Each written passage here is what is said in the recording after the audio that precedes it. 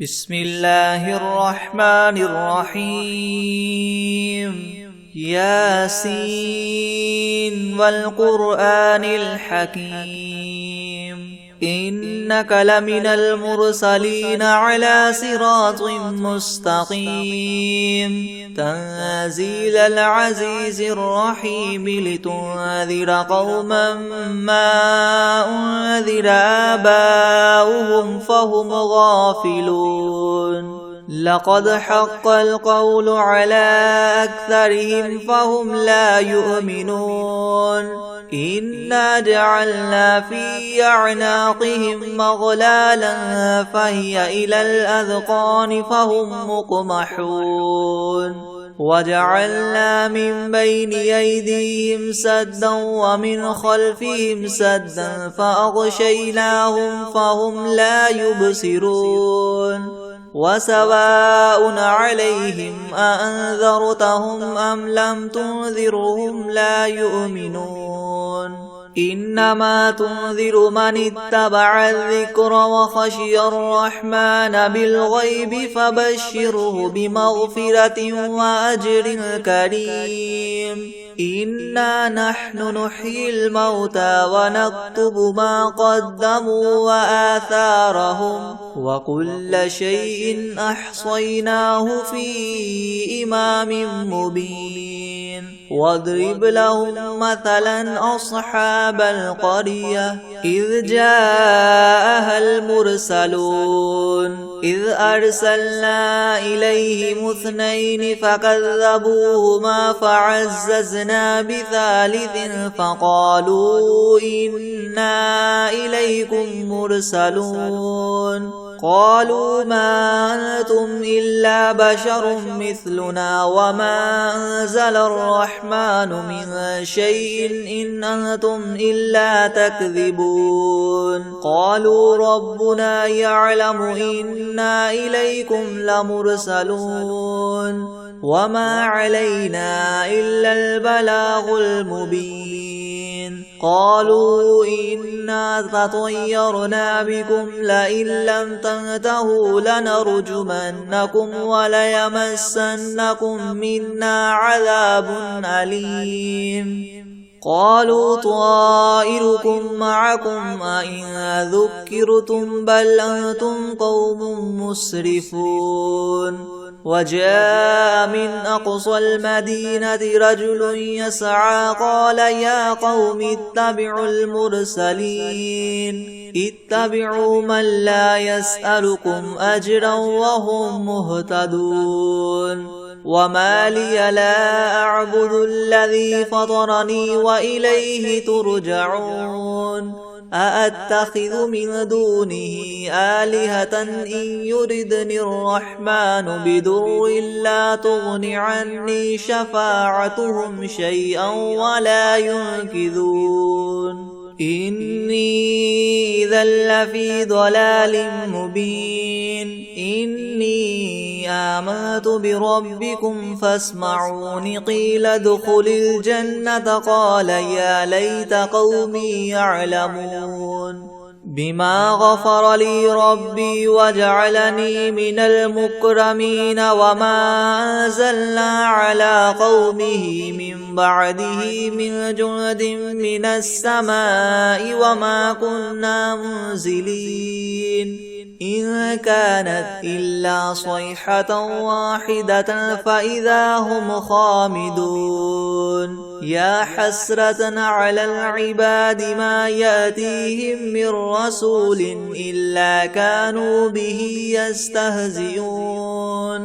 ألم يروا كم أهلكنا قبلهم من القرون أنهم إليهم لا يرجعون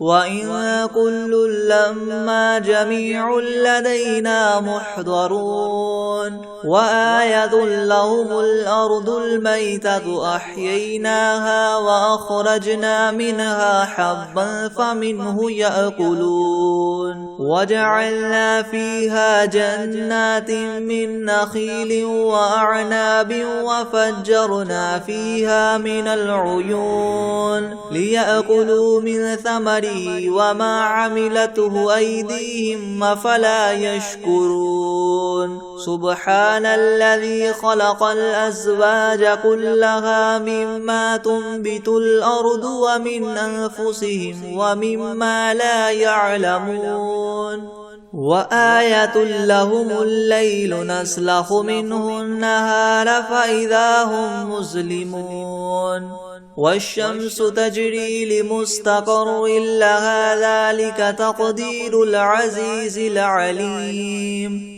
والقمر قدرناه منازل حتى عاد كالعرجون القديم لا الشمس ينبغي لها أن تدرك القمر ولا الليل سابق النهار وكل في فلك يسبحون وآية لهم أنا حملنا ذريتهم في الفلك المشحون وخلقنا لهم من مثله ما يركبون وإن نشأ نغرقهم فلا صريخ لهم ولا هم ينقذون إلا رحمة منا ومتاعا إلى حين وإذا قيل لهم اتقوا ما بين أيديكم وما خلفكم لعلكم ترحمون وما تأتيهم من آية من آيات ربهم إلا كانوا عنها معرضين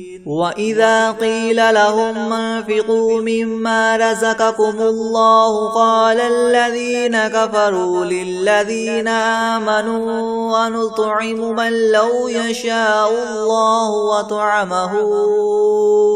إن أنتم إلا في ضلال مبين ويقولون متى هذا الوعد إن كنتم صادقين ما ينظرون إلا صيحة واحدة تأخذهم وهم يخصمون فلا يستطيعون توصية ولا إلى أهلهم يرجعون ونفخ في الصور فإذا هم من الأجداث إلى ربهم ينسلون قالوا يا ويلنا من بعثنا من مرقدنا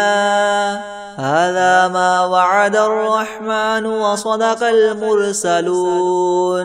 إن كانت إلا صيحة واحدة فإذا هم جميع لدينا محضرون فاليوم لا تظلم نفس شيئا ولا تجزون إلا ما كنتم تعملون إن أصحاب الجنة اليوم في شغل فاكهون هم وأزواجهم في ظلال على العرائك متكئون لهم فيها فاكهة ولهم ما يدعون سلام قولا من رب رحيم وامتازوا اليوم أيها المجرمون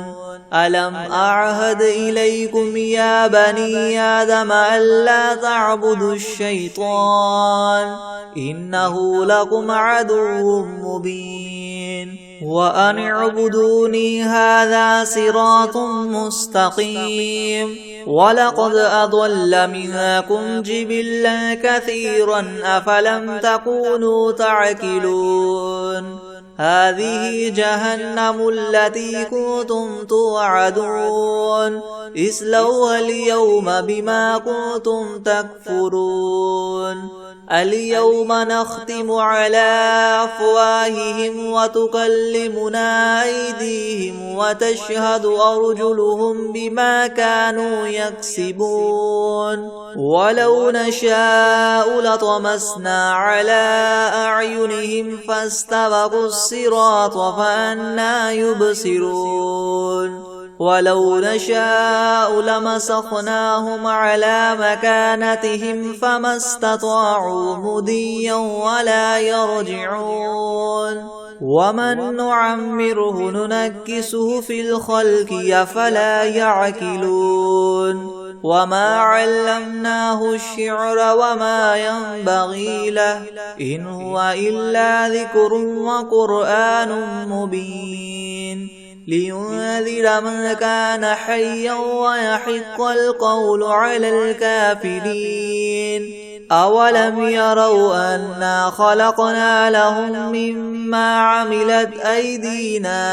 أنعاما فهم لها مالكون وذللناها لهم فمنها ركوبهم ومنها يأكلون ولهم فيها منافع ومشارب أفلا يشكرون واتخذوا من دون الله آلهة لعلهم ينصرون لا يستطيعون نصرهم وهم لهم جند محضرون فلا يحزنك قولهم إنا نعلم ما يسرون وما يعلنون أولم ير الإنسان أنا خلقناه من نطفة فإذا هو خصيم مبين وضرب لنا مثلا ونسي خلقه قال من يحيي العظام وهي رميم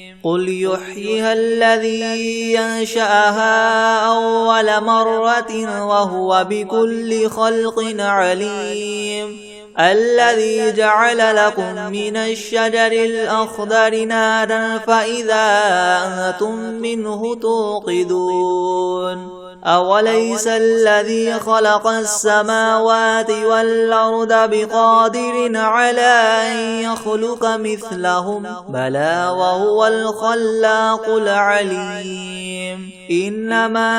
أمره إذا أراد شيئا أن يقول له كن فيكون فسبحان الذي بيده ملكوت كل شيء وإليه ترجعون بسم الله الرحمن الرحيم ياسين والقرآن الحكيم إنك لمن المرسلين على صراط مستقيم تنزيل العزيز الرحيم لتنذر قوما ما أنذر آباؤهم فهم غافلون لقد حق القول على أكثرهم فهم لا يؤمنون إنا جعلنا في أعناقهم مغلالا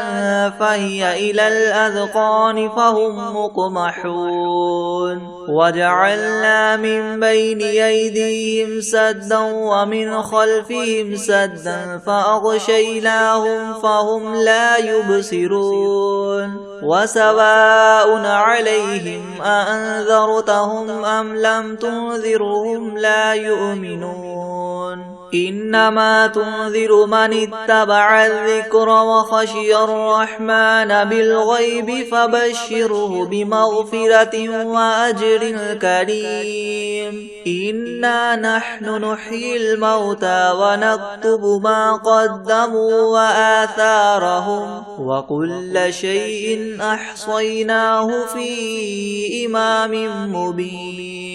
واضرب لهم مثلا أصحاب القرية إذ جاءها المرسلون إذ أرسلنا إليهم 2 فكذبوهما فعززنا بثالث فقالوا إنا إليكم مرسلون قالوا ما أنتم إلا بشر مثلنا وما أنزل الرحمن من شيء إن أنتم إلا تكذبون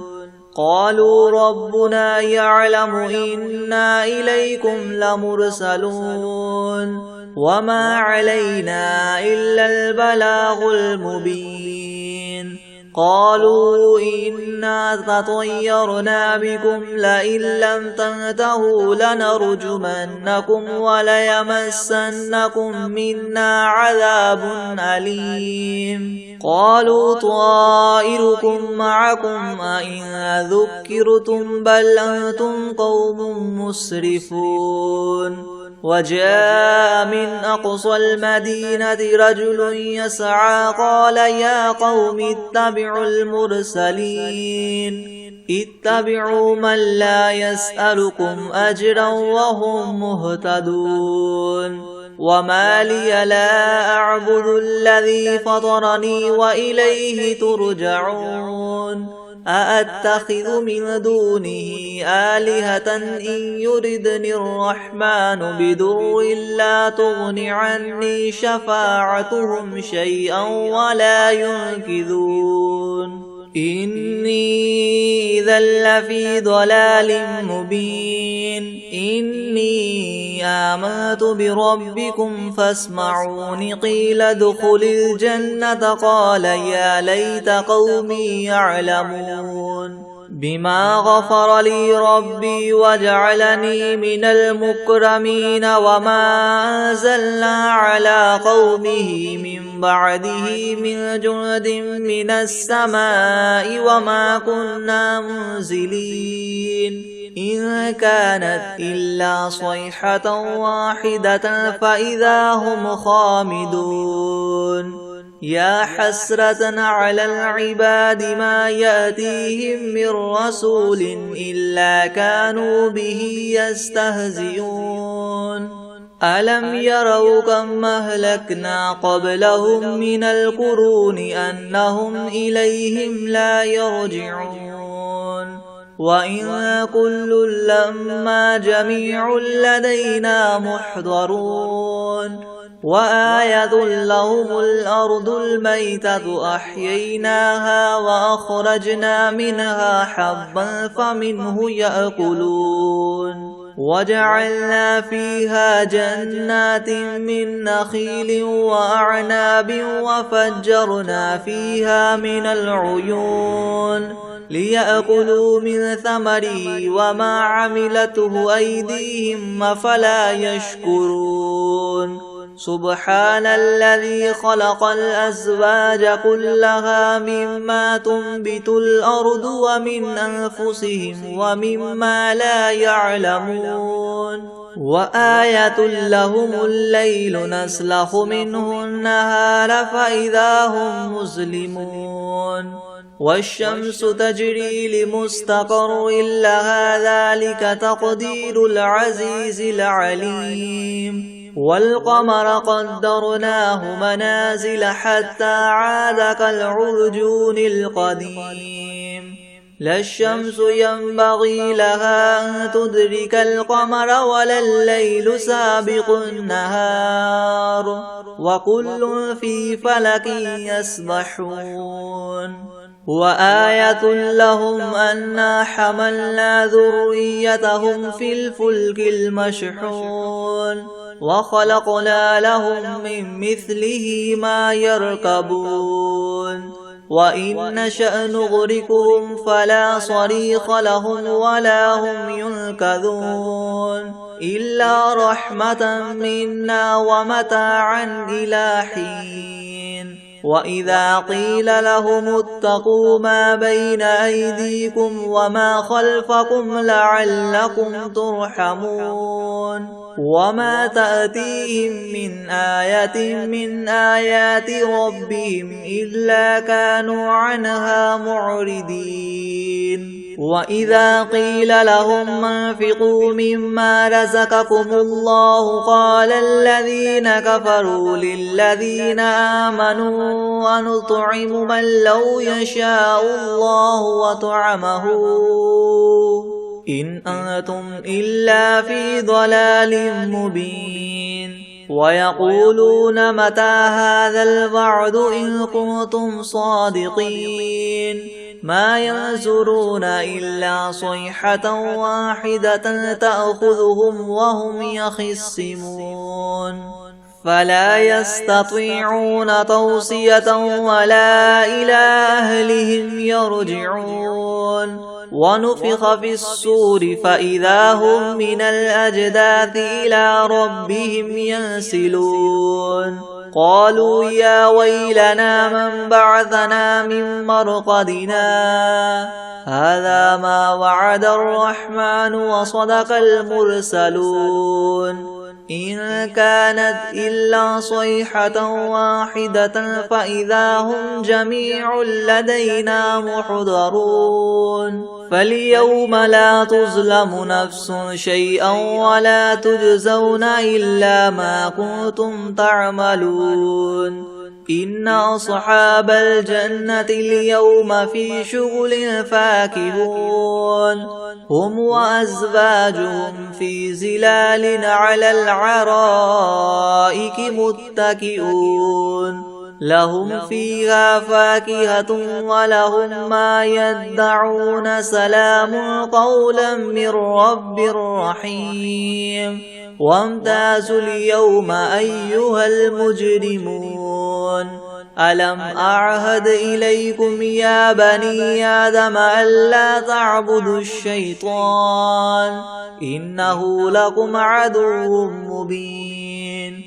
وأن اعبدوني هذا صراط مستقيم ولقد أضل منكم جبلا كثيرا أفلم تكونوا تعقلون هذه جهنم التي كنتم توعدون اصلوها اليوم بما كنتم تكفرون اليوم نختم على أفواههم وتكلمنا أيديهم وتشهد أرجلهم بما كانوا يكسبون ولو نشاء لطمسنا على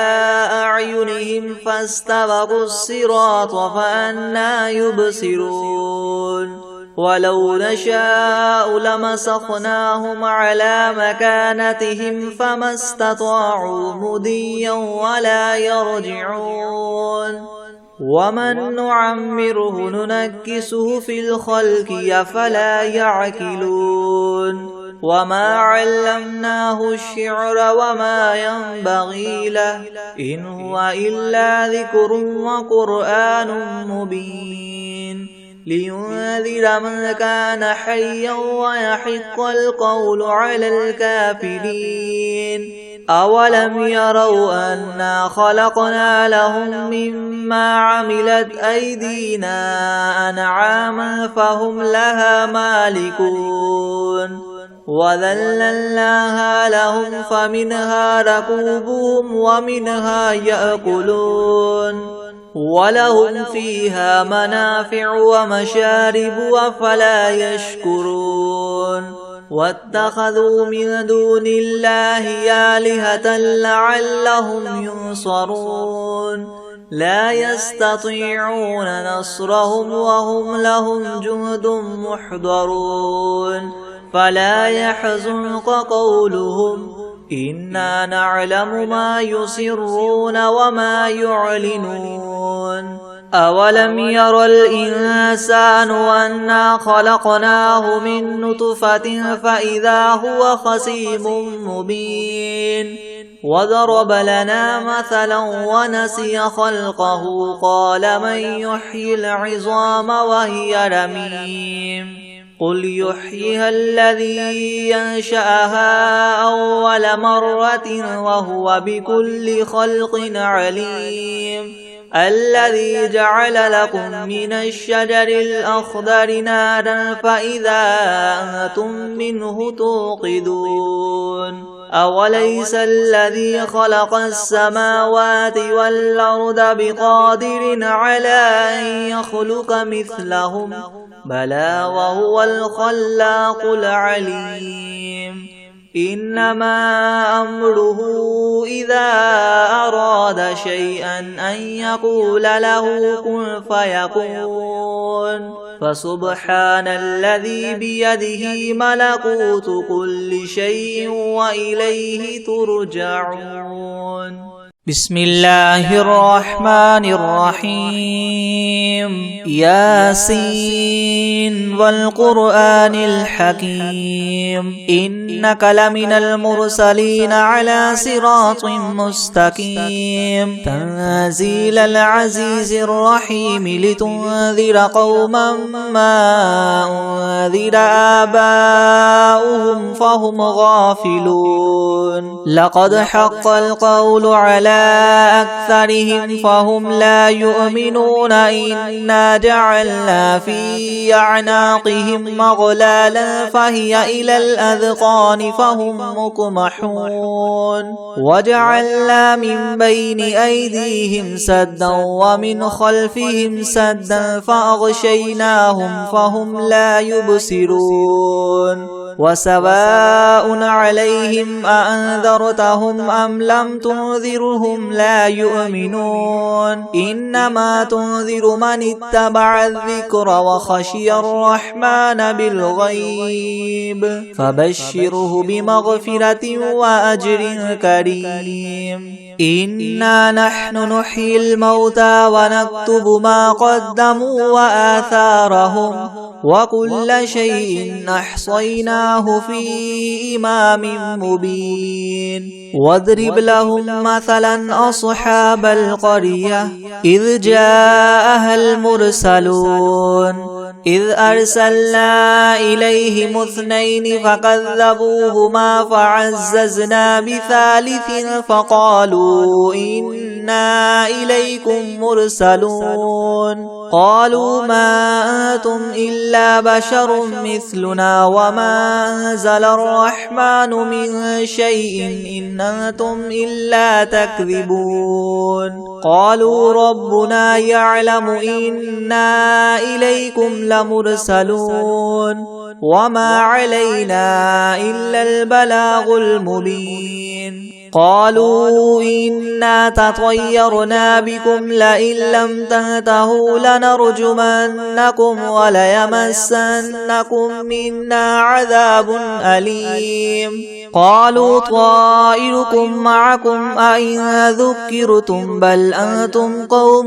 مسرفون وجاء من أقصى المدينة رجل يسعى قال يا قوم اتبعوا المرسلين اتبعوا من لا يسألكم أجرا وهم مهتدون وما لي لا أعبد الذي فطرني وإليه ترجعون أأتخذ من دونه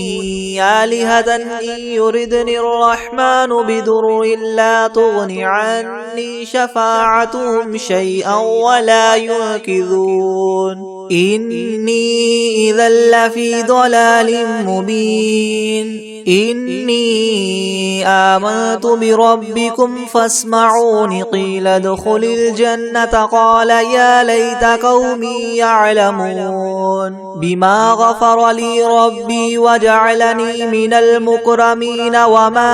أنزلنا على قومه من بعده من جند من السماء وما كنا منزلين إن كانت إلا صيحة واحدة فإذا هم خامدون يا حسرة على العباد ما يأتيهم من رسول إلا كانوا به يستهزئون ألم يروا كم أهلكنا قبلهم من القرون أنهم إليهم لا يرجعون وإن كل لما جميع لدينا محضرون وآية لهم الأرض الميتة وأحييناها وأخرجنا منها حبا فمنه يأكلون وجعلنا فيها جنات من نخيل وأعناب وفجرنا فيها من العيون ليأكلوا من ثمره وما عملته أيديهم أفلا يشكرون سبحان الذي خلق الأزواج كلها مما تنبت الأرض ومن أنفسهم ومما لا يعلمون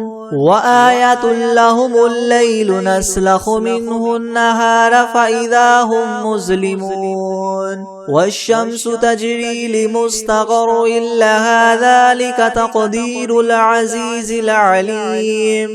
والقمر قدرناه منازل حتى عاد كالعرجون القديم لا الشمس ينبغي لها أن تدرك القمر ولا الليل سابق النهار وكل في فلك يسبحون وآية لهم أنا حملنا ذريتهم في الفلك المشحون وخلقنا لهم من مثله ما يركبون وإن نشأ نغرقهم فلا صريخ لهم ولا هم ينقذون إلا رحمة منا ومتاعا إلى حين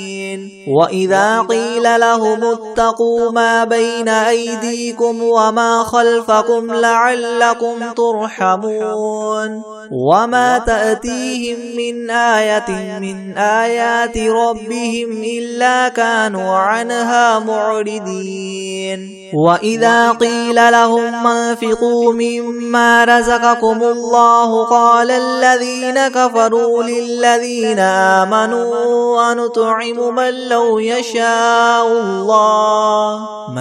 يشاء الله وطعمه إن أنتم إلا في ضلال مبين ويقولون متى هذا الوعد إن كنتم صادقين ما ينظرون إلا صيحة واحدة تأخذهم وهم يخصمون فلا يستطيعون توصية ولا إلى أهلهم يرجعون ونفخ في الصور فإذا هم من الأجداث إلى ربهم ينسلون قالوا يا ويلنا من بعثنا من مرقدنا هذا ما وعد الرحمن وصدق المرسلون إن كانت إلا صيحة واحدة فإذا هم جميع لدينا محضرون فاليوم لا تظلم نفس شيئا ولا تجزون إلا ما كنتم تعملون إن أصحاب الجنة اليوم في شغل فاكهون هم وأزواجهم في زلال على الأرائك متكئون لهم فيها فاكهة ولهم ما يدعون سلام قولا من رب رحيم وامتازوا اليوم أيها المجرمون ألم أعهد إليكم يا بني آدم ألا تعبدوا الشيطان إنه لكم عدو مبين وأن اعبدوني هذا صراط مستقيم ولقد أضل منكم جبلا كثيرا فلم تكونوا تعقلون هذه جهنم التي كنتم توعدون اسلوها اليوم بما كنتم تكفرون اليوم نختم على أفواههم وتكلمنا أيديهم وتشهد أرجلهم بما كانوا يكسبون ولو نشاء لطمسنا على أعينهم فاستبقوا الصراط فأنى يبصرون ولو نشاء لمسخناهم على مكانتهم فما استطاعوا مضيا ولا يرجعون ومن نعمره ننكسه في الخلق أفلا يعقلون وما علمناه الشعر وما ينبغي له إن هو إلا ذكر وقرآن مبين لينذر من كان حيا ويحق القول على الكافرين أولم يروا أنا خلقنا لهم مما عملت أيدينا أنعاما فهم لها مالكون وذللناها لهم فمنها ركوبهم ومنها يأكلون ولهم فيها منافع ومشارب وفلا يشكرون واتخذوا من دون الله آلهة لعلهم ينصرون لا يستطيعون نصرهم وهم لهم جند محضرون فلا يحزنك قولهم إنا نعلم ما يسرون وما يعلنون أولم ير الإنسان أنا خلقناه من نطفة فإذا هو خصيم مبين وضرب لنا مثلا ونسي خلقه قال من يحيي العظام وهي رميم قل يحييها الذي ينشأها أول مرة وهو بكل خلق عليم الذي جعل لكم من الشجر الأخضر نارا فإذا أنتم منه توقدون أوليس الذي خلق السماوات والأرض بقادر على أن يخلق مثلهم بلى وهو الخلاق العليم إنما أمره إذا أراد شيئا أن يقول له كن فيكون فسبحان الذي بيده ملكوت كل شيء وإليه ترجعون بسم الله الرحمن الرحيم الرحمن علم القرآن خلق الإنسان علمه البيان الشمس والقمر بحسبان والنجم والشجر يسجدان والسماء رفعها ووضع الميزان ألا تطغوا في الميزان وأقيموا الوزن بالقسط ولا تخسروا الميزان والأرض وضعها للأنام فيها فاكهة والنخل ذات الأكمام والحب ذو العصف والريحان فبأي آلاء ربكما تكذبان خلق الإنسان من صلصال كالفخار وخلق الجان من مارج من نار فبأي آلاء ربكما تكذبان رب المشرقين ورب المغربين فبأي آلاء ربكما تكذبان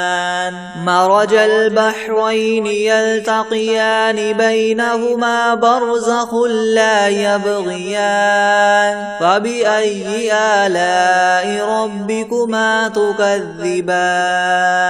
يخرج منهما اللؤلؤ والمرجان فبأي آلاء ربكما تكذبان وله الجوار المنشآت في البحر كالأعلام فبأي آلاء ربكما تكذبان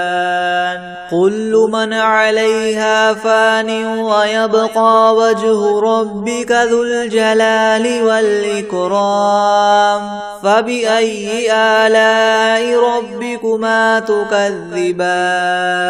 يسأله من في السماوات والأرض كل يوم هو في شأن فبأي آلاء ربكما تكذبان سنفرغ لكم أيها الثقلان فبأي آلاء ربكما تكذبان يا معشر الجن والإنس إن استطعتم أن تنفذوا من أقطار السماوات والأرض فانفذوا لا تنفذون إلا بسلطان فبأي آلاء ربكما تكذبان يرسل عليكما شواظ من نار ونحاس فلا تنتصران فبأي آلاء ربكما تكذبان فإذا انشقت السماء فكانت وردة كالدهان فبأي آلاء ربكما تكذبان فيومئذ لا يسأل عن ذنبه إنس ولا جان فبأي آلاء ربكما تكذبان يعرف المجرمون بسيماهم فيؤخذ بالنواصي والأقدام فبأي آلاء ربكما تكذبان هذه جهنم التي يكذب بها المجرمون يطوفون بينها وبين حميم آن فبأي آلاء ربكما تكذبان ولمن خاف مقام ربه جنتان فبأي آلاء ربكما تكذبان ذواتا أفنان فبأي آلاء ربكما تكذبان فيهما عينان تجريان فبأي آلاء ربكما تكذبان فيهما من كل فاكهة زوجان فبأي آلاء ربكما تكذبان متكئين على فرش بطائنها من استبرق وجنى الجنتين دان فبأي آلاء ربكما تكذبان فيهن قاصرات الطرف لم يطمثهن إنس قبلهم ولا جان فبأي آلاء ربكما تكذبان كأنهن الياقوت والمرجان فبأي آلاء ربكما تكذبان هل جزاء الإحسان إلا الإحسان فبأي آلاء ربكما تكذبان ومن دونهما جنتان فبأي آلاء ربكما تكذبان مدهامتان فبأي آلاء ربكما تكذبان فيهما عينان نضاختان فبأي آلاء ربكما تكذبان فيهما فاكهة ونخل ورمان فبأي آلاء ربكما تكذبان فيهن خيرات حسان فبأي آلاء ربكما تكذبان حور مقصورات في الخيام فبأي آلاء ربكما تكذبان لم يطمثهن إنس قبلهم ولا جان فبأي آلاء ربكما تكذبان متكئين على رفرف خضر وعبقري حسان فبأي آلاء ربكما تكذبان تبارك اسم ربك ذي الجلال والإكرام بسم الله الرحمن الرحيم عما يتساءلون عن النبأ العظيم الذي هم فيه مختلفون كلا سيعلمون ثم كلا سيعلمون ألم نجعل الأرض مهادا والجبال أوتادا وخلقناكم أزواجا وجعلنا نومكم سباتا وجعلنا الليل لباسا وجعلنا النهار معاشا وبنينا فوقكم سبعا شدادا وجعلنا سراجا وهاجا وأنزلنا من المعصرات ماء ثجاجا لنخرج به حبا ونباتا وجنات ألفافا إن يوم الفصل كان ميقاتا يوم ينفخ في الصور فتأتون أفواجا وفتحت السماء فكانت أبوابا وسيرت الجبال فكانت سرابا إن جهنم كانت مرصادا للطاغين مآبا لابثين فيها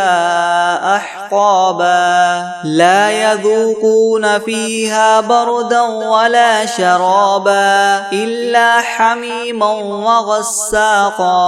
جزاء وفاقا إنهم كانوا لا يرجون حسابا وكذبوا بآياتنا كذابا وكل شيء أحصيناه كتابا فذوقوا فلن نزيدكم إلا عذابا إن للمتقين مفازا حدائق وأعنابا وكواعب أترابا وكأسا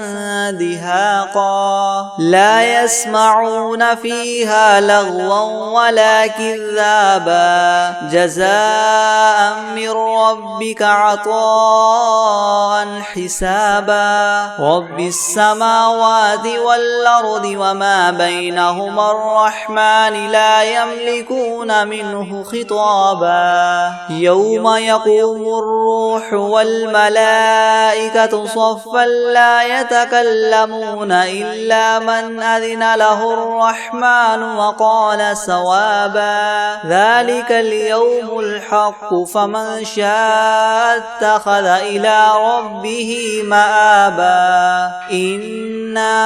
أنذرناكم عذابا قريبا يوم ينظر المرء ما قدمت يداه ويقول الكافر يا ليتني كنت ترابا بسم الله الرحمن الرحيم الله لا إله إلا هو الحي القيوم لا تأخذه سنة ولا نوم له ما في السماوات وما في الأرض من ذا الذي يشفع عنده إلا بإذنه يعلم ما بين أيديهم وما خلفهم ولا يحيطون بشيء من علمه